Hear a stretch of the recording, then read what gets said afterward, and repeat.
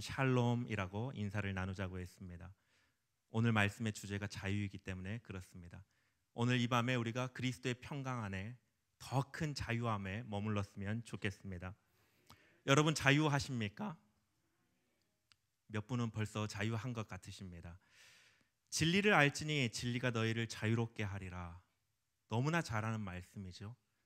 이 말씀이 유명한 이유는 주님의 하신 말씀이기도 그렇지만은 특히 우리나라에서 연세대를 세웠던 언더우드 선교사의 그 기도와 소망이 이 말씀에 담겨 있기 때문에 그렇습니다.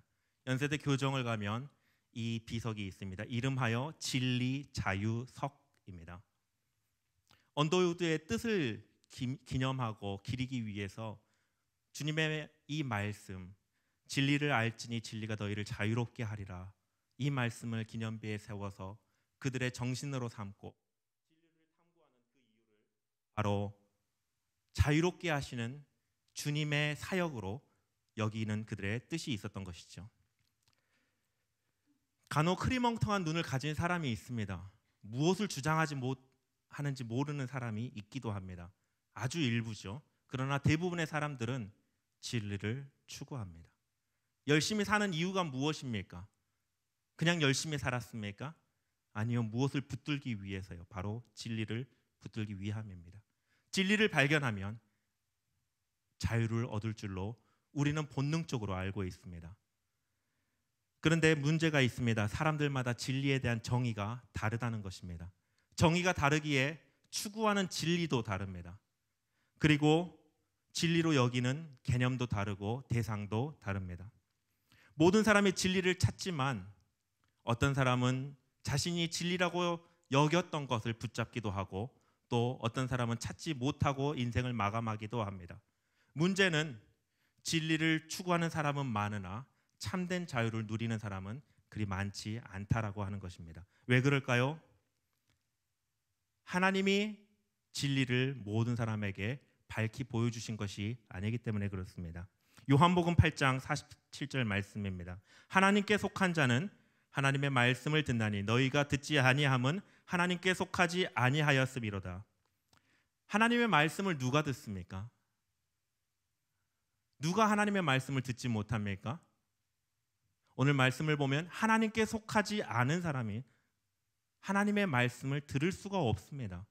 진리를 찾으려고 해도 찾지 못합니다. 하나님께서 모든 사람에게 진리를 찾을 수 있도록 풀어놓으신 것이 아니라 하나님이 택하신 그 자들에게만 진리를 찾을 수 있도록 열어주셨고 그 택하신 자들만 진리를 보게 되고 이해하게 되고 붙잡고 누릴 수 있도록 인도하시기 때문에 그렇습니다. 하나님은 만물 가운데 하나님의 창조주이심을 보여주셨습니다. 그러나 만물을 통하여서 우리는 자유를 누릴 수가 없습니다. 하나님은 그렇게 일하시지 않습니다. 하나님은 택하신 자들에게 특별한 계시를 주시고 그의 음성을 듣게 하심으로 진리를 깨달고 진리를 통하여 자유함을 누리게 하셨습니다.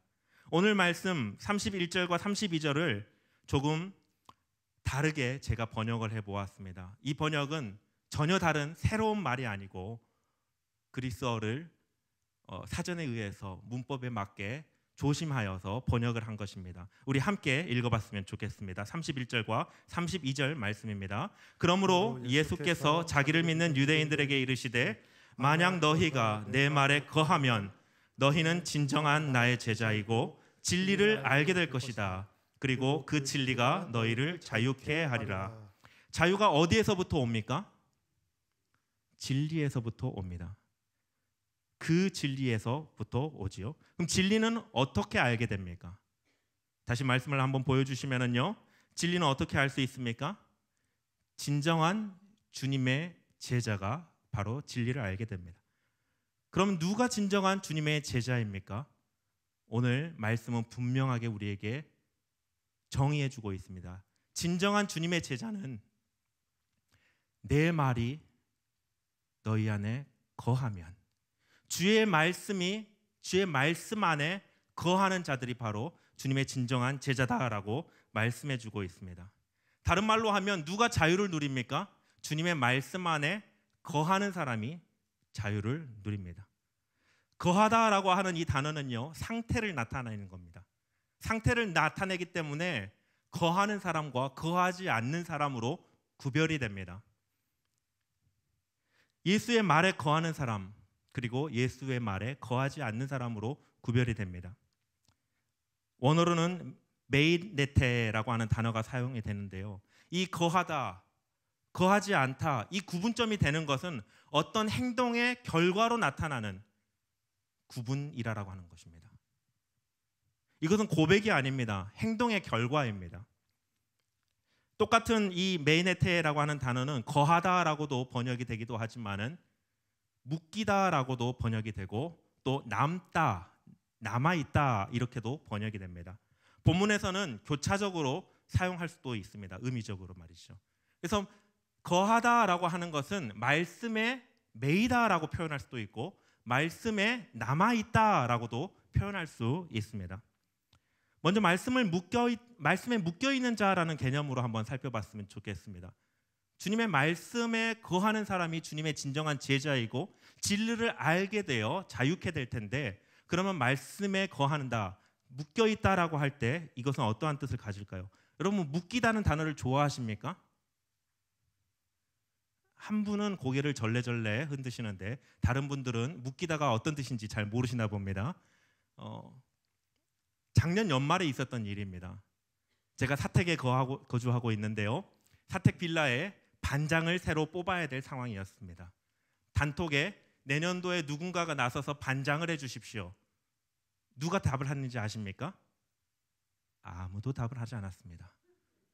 웃으신 분들은 그 상황이 어떤 상황인지 공감이 되는 줄로 믿습니다.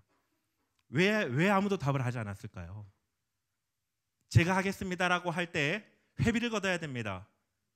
회비를 내지 않은 사람한테 회비를 내라고 이야기해야 되고 돈을 받아야 되는 어려운 일에 묶이게 됩니다. 건물을 관리해야 됩니다. 관리가 잘 되지 않으면 용역에게 연락해서 그 일을 처리해야 됩니다. 여기에 묶이니까 그 사실을 다 알기 때문에 선뜻 나서지 않은 것이죠. 저도 나서지 못했습니다. 보통 묶이다라고 하는 단어는 긍정적이기보다 부정적으로 요즘 시대에 많이 사용합니다. 그렇지만은 긍정적인 면도 있습니다. 요즘에는 잘 보여지지 않습니다만은 아버님들이 많이 사용하던 핸드폰 케이스 무엇인지 아십니까?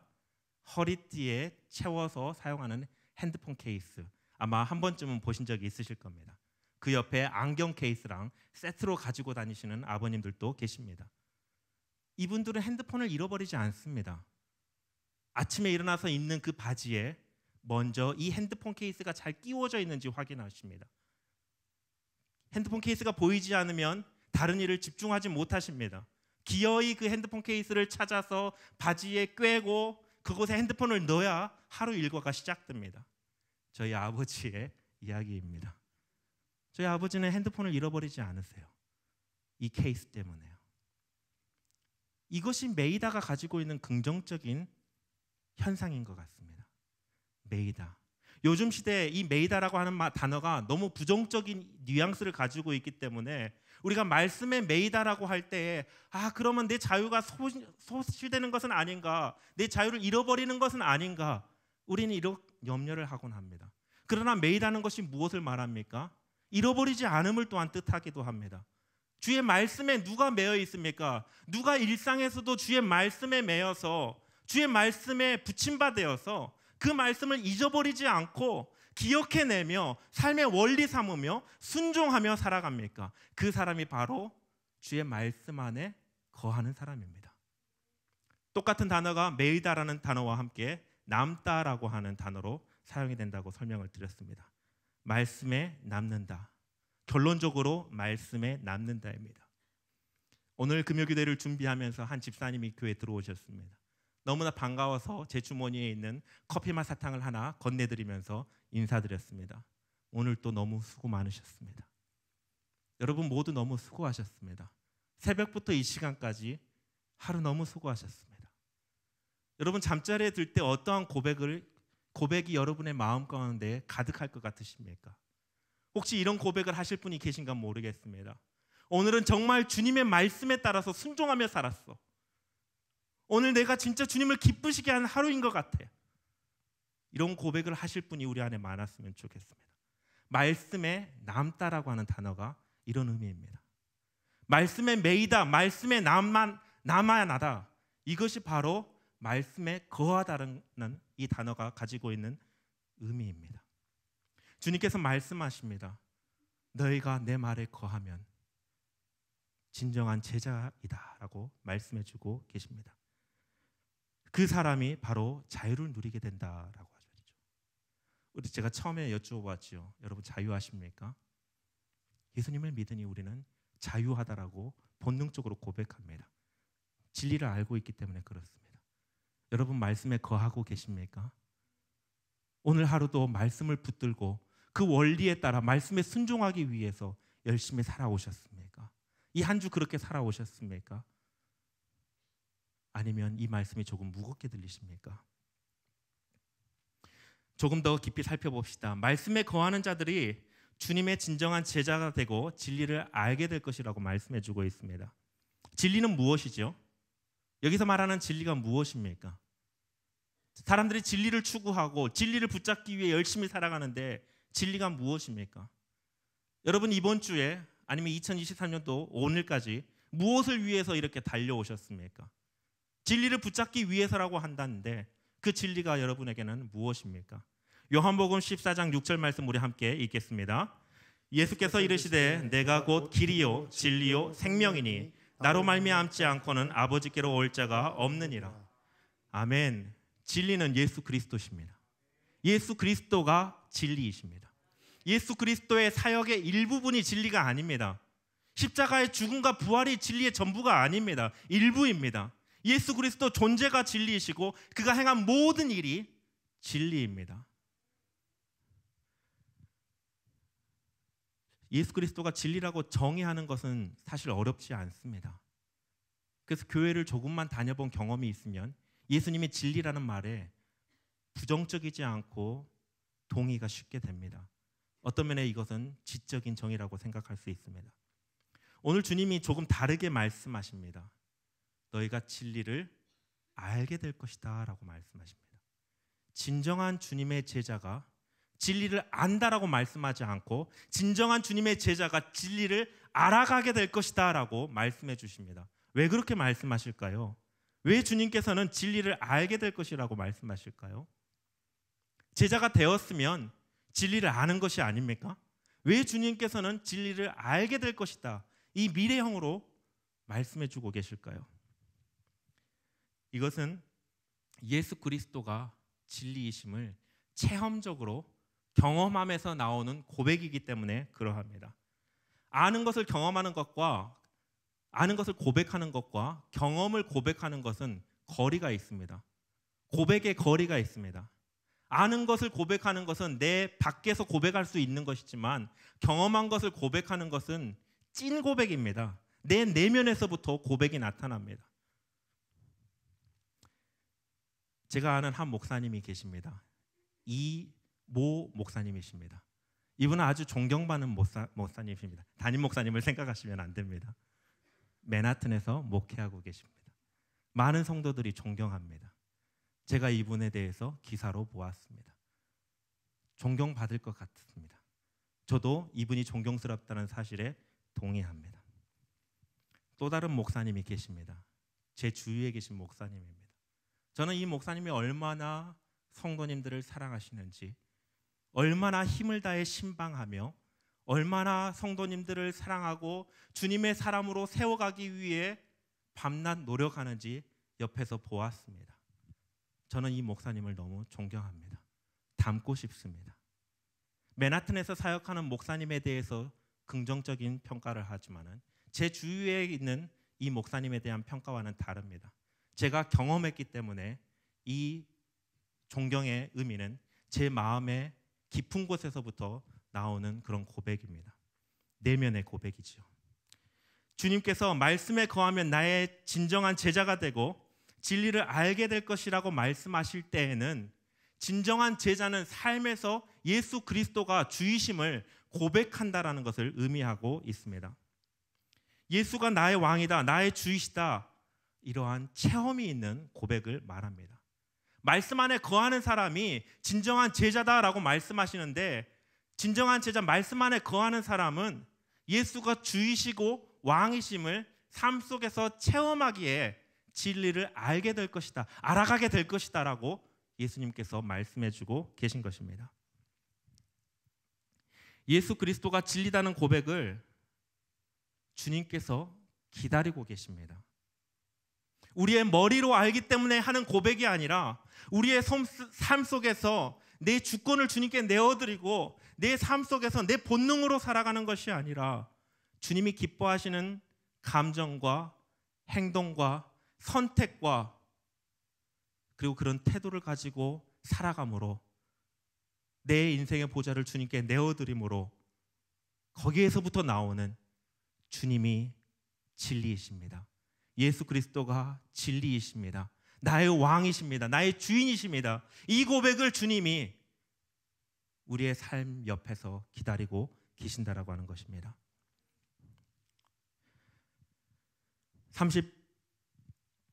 34절부터 36절에는 이 진리를 고백하는 자들에게 주님께서 자유케 하심을 준다라고 했는데, 이 자유케 됨에 대해서 설명을 하면서 두 가지 종류의 사람에 대해서 설명을 합니다. 한 부류는 죄의 종, 그리고 한 부류는 자유케 하시는 그 아들과 관계되어 있는 사람을 대조해서 설명하고 있습니다.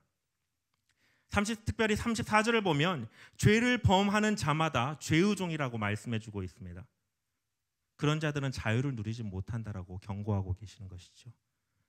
여러분 구원 받으셨죠? 몇 분은 못 받으신 것 같습니다. 대답할 타이밍을 놓치셨나 봅니다. 다시 여쭤볼까요? 여러분 구원 받으셨습니까? 그러면 자유를 경험하고 계신가요? 자유함을 누리고 계신가요?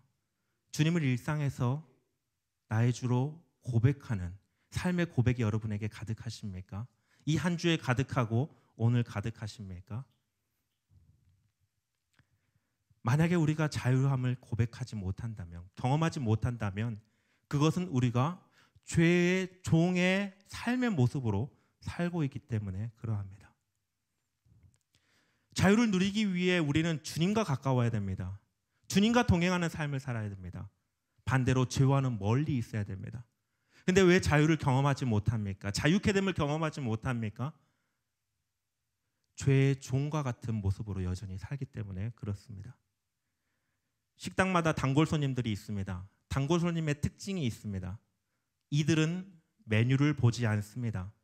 들어오자마자 그거요라고 이야기하죠. 왜 그렇습니까? 익숙하니까요. 저도 교회에 있는 식당에 가면 그곳에 무엇을 파는지 꿰고 있습니다. 가기 전에 마음을 이미 정하고 갑니다. 오늘은 거기서 무엇을 먹어야지 하고 정하고 갑니다. 우리의 일상도 그런 건 아닙니까?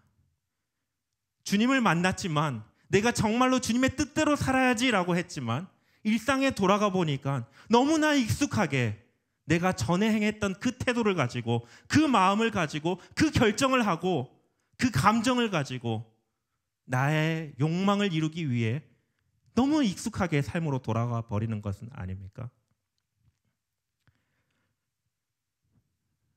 예수 그리스도를 믿는 우리의 삶의 모습은